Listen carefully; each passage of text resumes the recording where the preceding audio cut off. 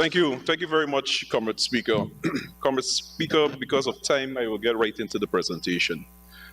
I will start on governance. Good governance is the process by which an administration allows or creates public institutions to function freely and effectively in the interests of all of the people given in a given society. Effective public institution enables an administration to govern effectively, especially as it relates to the conduct of public affairs, the management of public resources, the protection of human rights, and more particularly, ethnic harmony. In the specific case of Guyana, it is in the interest of the administration to guarantee the human rights of the citizen, to protect them from the abuse and ensure equal protection under the law. Effective good governance would ensure that corruption is tamed and the activities of the state are conducted within a framework of the law. The true test of good governance is the degree to which it delivers on the promises of human rights, civil, cultural, economic, political, and social rights. My aim, Comrade Speaker, is to prove that we don't have good governance in Guyana. Corruption flourishes, and too many Guyanese do not enjoy the protection of the law. Often, our security forces seem to believe that they are a law unto themselves, at a time when the framework of the law must apply to the entire society, especially as it relates to the oil and gas sector. We seem, sir, to be retrogressing into lawlessness and a maladministration. Comrade Speaker, the failures of the PPPC administration regarding governance. 1. Parliament. There is clear need to make stronger and more effective. The opposite is the case. This is illustrated in the following developments. A. Irregular holding of parliamentary committees. The Parliamentary Oversight Committee on Security, which is chaired by the Honorable Prime Minister of Guyana, has never met. The Standing Orders Committee, the Assemblies Committee, the Instrument Committee have all never met, and the scarcity in sittings of the National Assembly. B. Emphasis. Let me just correct you. I know you have a lot of never met, but you included one in never met, the Assemblies Committee. So you as Chief Whip should at least have those records accurate. Noted your correction, Comrade Speaker. B. Emphasis here, the changing in the need for a quorum of the Public Accounts Committee. This development has forced the PAC not to meet on several occasions. C. Unfair rulings on matters brought to the House by the opposition. D. Questions, motions, bills, and petitions brought to this House have never seen the light of day or never made it onto the order paper. After months, and after being so degutted, the spirit and intent are lost. For example, sir, a petition brought to this House by the Honorable Deputy Speaker on the 29th of December 2021 on behalf of the citizens asking this House to defer the passage of the NRF bill was never read. This House was told that it would be read at another sitting. It is now 1 year since, and to date, that petition has not seen the light of day. Democracy in Parliament is weakened. 2. Relationships between the government and opposition. Comrade Speaker, they cannot be good governance unless there is the productive relationship between the opposition and government. This is not the case for the following reasons. A. Refusal to engage the opposition on the identification of nominees for state boards. B. Non-adherence to the constitutional procedures on the appointment of key constitutional bodies. The Demerara Wave of January 10, 2023 attributed the following to the Chancellor, and I quote, "Chancellor is calling for the appointment of the Judicial Service Commission for judges to be appointed. Since the judiciary is working without its full complement of judges, currently 9 judges serve the entire Guyana. We are fed up of hearing that a Judicial Service Commission will be appointed." End of quote. C. No provision for the ongoing dialogue with the opposition, which represents 50% of the population. In most countries, sir, where good governance is an operating principle, there is constitutional and other provisions for an engagement with the opposition. D, engagement with the opposition is in the best interest of the country. It can promote stability at a time when it is needed. Given the investment the country is attracting as a result of the oil and gas sector and the ongoing infrastructural development. E, non-consultation of the main opposition on budget preparation and other important matters of national significance. Comrade Speaker, under the heading Communication with Citizens of Guyana, Comrade Speaker, effective good governance can only be obtained with an informed citizenry. This is hardly the case with the PPP government. Non-hosting of weekly press conferences by the President or Cabinet Secretary to inform Guyanese on key decisions by Cabinet. 4, discrimination. There is no place for discrimination in any regime of good governance. As there has been no good governance under the PPP, discrimination is widespread. A, continuous unlawful persecution of professional and ordinary Guyanese. For example here, sir, the removal of Dr. Vincent Adams from the EPA. B, sir, Kaichur News of January 23rd, 2023, and I quote, lack of transparency and accountability on the awarding of contracts. Most contracts are given to PPP supporters and one ethnic group. It is time that the government publishes the figures to show how many contracts are awarded. End of quote. C, continuous discrimination and victimization of ordinary Guyanese. My colleagues before me mentioned the Mocha residents, but sir, to add insult to injury, one resident, particularly Miss Ellis, after witnessing the destruction of her home and standing in defense of same, she was arrested and taken to the Providence Stadium. 2 days after, sir, when she returned to work, to her place of work, only to receive a termination letter from the Ministry of Home Affairs. This is a single parent. Sir, the PPP and good governance. Comrade Speaker, good governance is difficult for the PPP for the following reasons. A, it is by its own constitution a Marxist-Leninist party. Years of democratic centralism has breeded bad habits. The PPP always seeks to control all institutions in the society. B, it only negotiates when it can win. It is therefore a difficult partner for the opposition. C, because the PPP protective of its own constituents to the detriment of the society as a whole, it cannot engage in policies which are designed to help all sectors of the Guyanese society. And D, in its decade of existence, the PPP has not succeeded in governing on the basis of good governance. Comrade Speaker, I turn my attention to sports. Comrade Speaker, the Honorable Minister with responsibility for finance in his presentation stated, and I quote, on our assumption of office, our sports and recreational facilities across the country were in a state of neglect. It was therefore no secret as to why Guyana could not have made substantial contribution to regional and international competition. Comrade Speaker, the facts I'm about to lay or share here in this House, I will ask the Honorable Minister to make what he said make sense. Comrade Speaker, it was under the APNU AFC government that sports facilities across the country was upgraded. The Cliff Anderson Sports Hall, for example, received a multi-million-dollar injection, which saw the basketball court being completely refurbished after 23 years of neglect by the PPP. It was under the APNU AFC administration that purchased the FIBA-approved basketball goal and state-of-the-art shot clocks, making the Cliff Anderson Sports Hall a FIBA-approved facility. Comrade Speaker, ask the Honorable Minister to make it make sense. It was under the APNU AFC government who invested $20 million in 2016 and working along with the Federation for the first time in Guyana's history hosted the Caribbean Basketball Confederation CBC under 16 championships, which saw 10 male and 7 female teams from across the Caribbean competing right here in Guyana. Minister, make it make sense.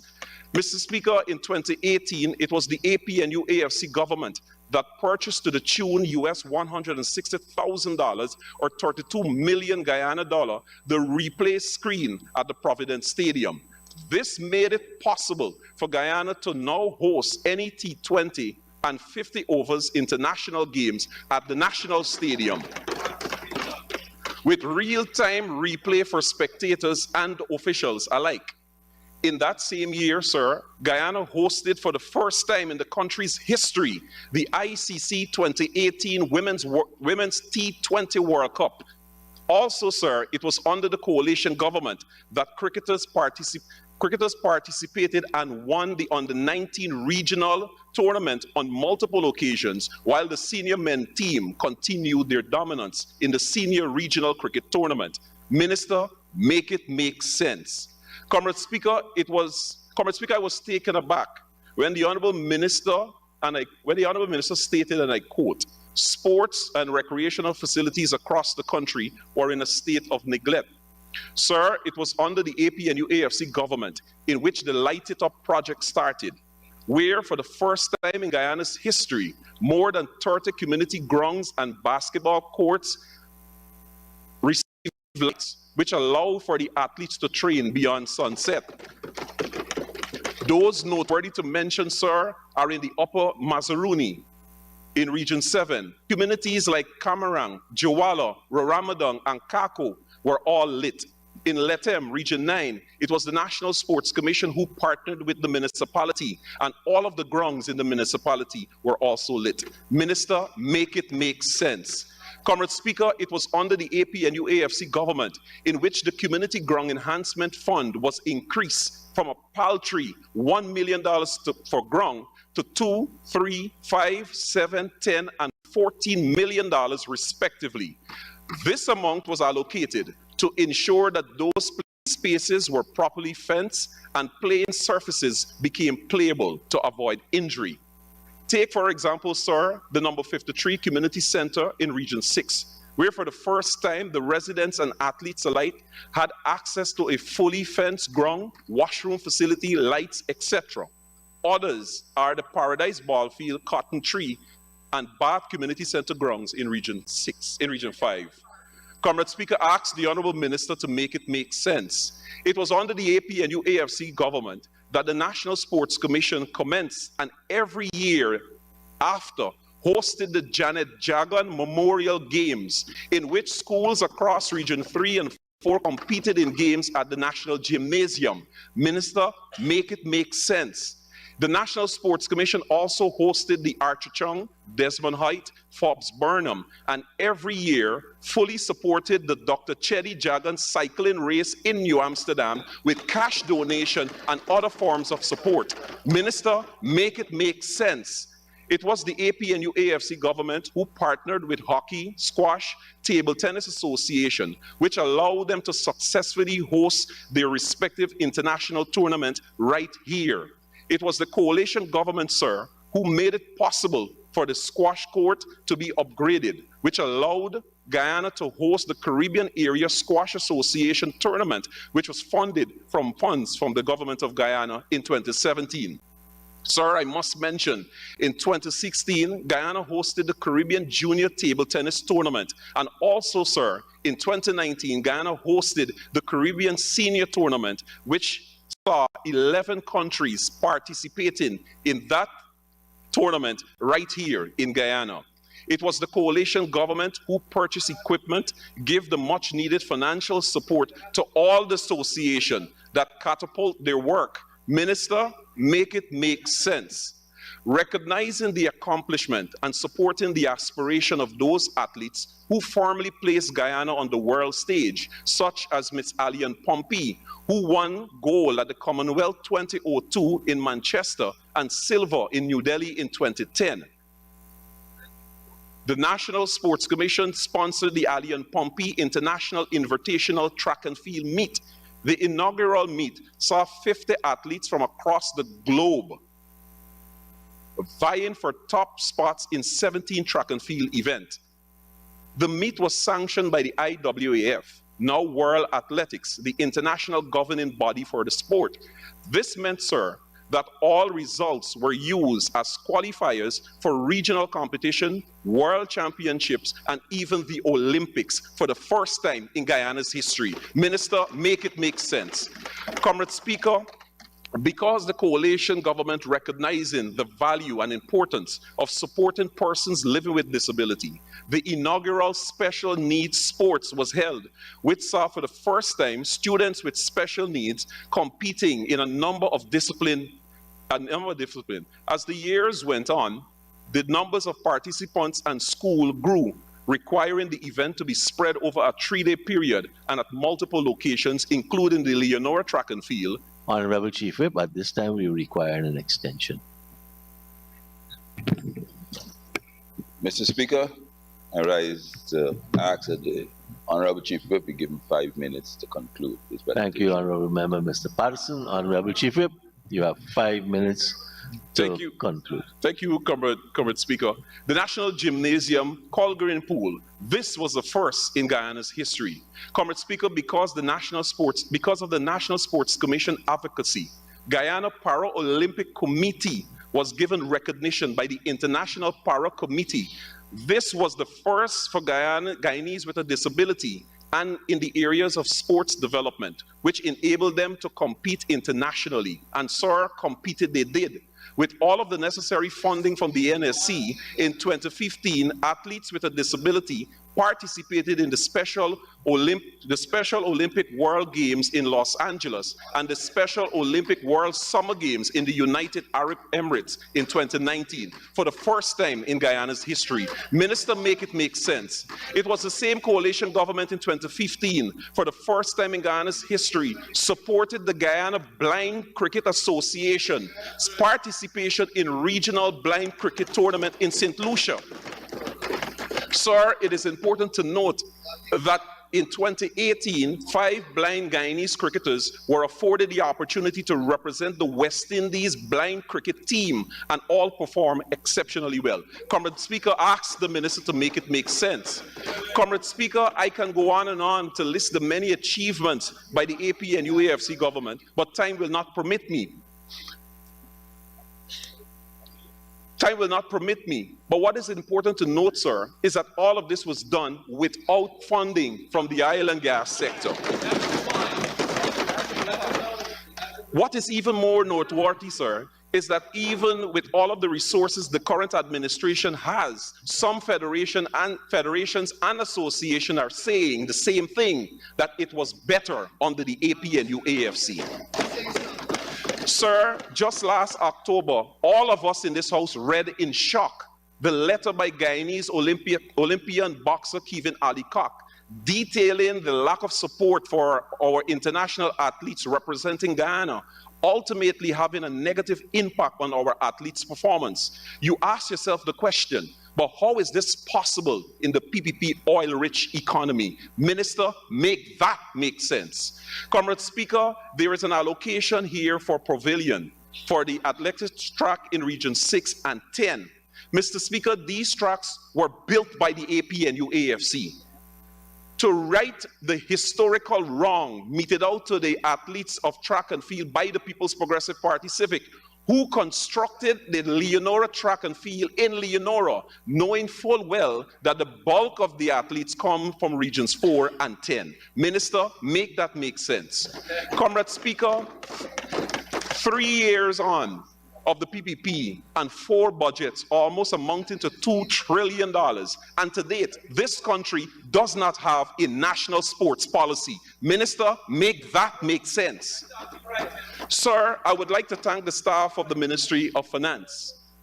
And in closing, Mr. Speaker, Budget 2023 was presented on Monday, the 16th of January. Coincidentally, Dr. Martin Luther King Day, observed by the people of the United States as one of its influential, if not the most influential civil rights leader of all time. Comrade Speaker, one would have believed that the PPP was turning a corner and was about to make a reality of what Dr. Martin Luther King dreamt of when he stated, and I quote, "I have a dream that one day this nation will rise up and live out the true meaning of its creed. We hold these truths to be self-evident, that all men are created equal. End of quote. Dr. King also stated, sir, and I quote, "The time is always right to do what is right." Budget 2023, sir, has not done yet, has again not done what is right by the Guyanese people. Comrade Speaker, it was former President Dr. Chedi Jagan who said, and I quote, "You cannot live a Cadillac lifestyle in a donkey cart economy." Sir, Guyana is now an oil-producing nation with the biggest budget ever of $781.9 billion, almost $1 trillion, and only 1.7% is going to the Guyanese people. It is pellucid, sir. Guyana now has a Cadillac economy, but it is the People's Progressive Party Civic who has the Guyanese people living a donkey cart lifestyle.